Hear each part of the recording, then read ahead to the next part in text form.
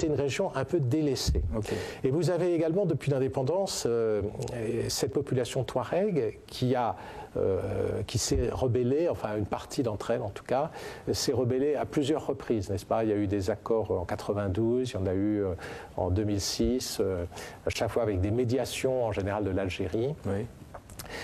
Là, il y a eu un nouveau soulèvement touareg l'année dernière.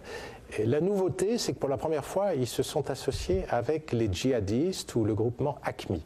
Alors, il faut aussi s'interroger pourquoi AQMI et ces djihadistes étaient présents au Nord-Mali. Les Touaregs n'étaient pas du tout des islamistes, et c'était un mouvement plutôt laïque, donc qui n'avait des revendications que d'ordre économique ou politique dans certains cas, mais pas d'ordre religieux ou idéologique. AQMI, ce sont des Algériens, c'est dû à toute l'histoire de l'Algérie, n'est-ce pas, les élections qui, au début des années 90, avaient été suspendues après la victoire des islamistes en Algérie, la guerre civile en Algérie, qui fait qu'une partie des islamistes algériens s'étaient réfugiés au Nord-Mali. Et aussi le fait que le Mali avait assuré la tranquillité à ces Algériens du GSPC, le groupement salafiste de la prédication et du combat, c'est comme ça qu'il s'appelait à l'époque. Et donc ces djihadistes algériens s'étaient installés en toute impunité au Nord-Mali. Mais ils ne s'étaient jamais associés auparavant aux Touaregs. Donc ça, c'est une nouveauté de 2012, le fait qu'ils se soient associés aux Touaregs, de fin 2011, début 2012. Et puis le troisième facteur, l'effondrement de la Libye, avec l'afflux d'armes et aussi l'afflux de Touaregs qui étaient dans l'armée libyenne et qui sont revenus avec leurs armes au Mali. Donc ce sont ces trois facteurs qui ont fait que l'armée malienne a été submergée en 2012. Oui, mais quid maintenant de la posture des dirigeants maliens? Est-ce qu'on peut les dédouaner face à cette situation-là? Alors, il y a, je crois, deux choses pour l'avenir, n'est-ce pas? Il va y avoir, après ce qui se passe en ce moment, les forces africaines vont prendre le relais et la mission des forces africaines va être de restaurer l'intégrité territoriale du Mali. Il s'agit de récupérer les grandes villes du Mali, il s'agit de restaurer la démocratie, la liberté et le droit pour tous de vivre comme les gens le souhaitent au Mali. Il faut cesser la tyrannie de ces groupes qui, d'un côté, trafiquent la drogue ou les armes, de l'autre, prétendent appliquer une tyrannie prétendument religieuse, mais en fait ils détruisent les monuments religieux, ils détruisent les mausolées, ils lapident certaines femmes, ils amputent les voleurs après un jugement sommaire. Tout ça, ce n'est pas la démocratie, la liberté et les valeurs auxquelles le Mali, comme le Sénégal, comme la France sont attachés. Donc il faut restaurer un état de droit et la démocratie sur l'ensemble du Mali. Ça va être le rôle des forces africaines après l'armée française. Je pense que l'armée française leur aura un peu facilité les choses, sans doute, parce qu'en ce moment, de nombreux équipements... Elle va les accompagner dans la formation? Je ne sais pas, oui, dans la formation, mais peut-être pas sur le terrain. Je crois que l'intervention militaire française est temporaire, que les forces africaines vont prendre le relais, mais qu'en revanche, comme on aura détruit une bonne partie du matériel lourd de ces groupes terroristes, ce sera plus facile aussi pour les forces africaines de remplir leur mission et de reconquérir les villes du Nord-Mali. Je crois qu'on leur rend service en ce moment. On leur prépare le terrain en ce moment. Et ensuite, la troisième phase, ça sera une phase politique. Une fois que le Mali sera réunifié et pacifié, les populations réfugiées ailleurs pourront revenir au Mali. La vie pourra reprendre un cours normal au Nord Mali et au Sud Mali. Et il faudra résoudre les problèmes de fond. Et les problèmes de fond, ils sont au Nord, puisqu'il y a les questions de développement du Nord qu'il faudra traiter. Il ne faudra pas discuter avec les anciens groupes terroristes ou le MNLA nécessairement. Il faudra discuter avec tous les élus du Nord et toutes les populations du Nord. Je crois que ça sera le rôle de Bamako de discuter avec les populations du Nord. Et ça sera également le rôle des autorités à Bamako d'organiser un dialogue national, une concertation nationale et surtout des élections. Il faudra régulariser la situation. Pour l'instant, c'est une autorité de transition qui existe. C'est le président de l'Assemblée nationale qui assure la présidence par intérim du Mali. Donc il faut organiser une élection. Mais pour organiser une élection, il faut premièrement réunifier le Mali, pacifier le Mali, et deuxièmement garantir que la junte militaire qui est à Kati, le capitaine Sanogo et les autres sous-officiers, n'interfèrent pas dans l'élection. Oui. Que cette élection soit vraiment libre, démocratique, et que tous les candidats puissent faire campagne normalement et que l'élection puisse se dérouler normalement et démocratiquement sous contrôle international, probablement avec l'aide internationale, probablement l'aide de l'ONU.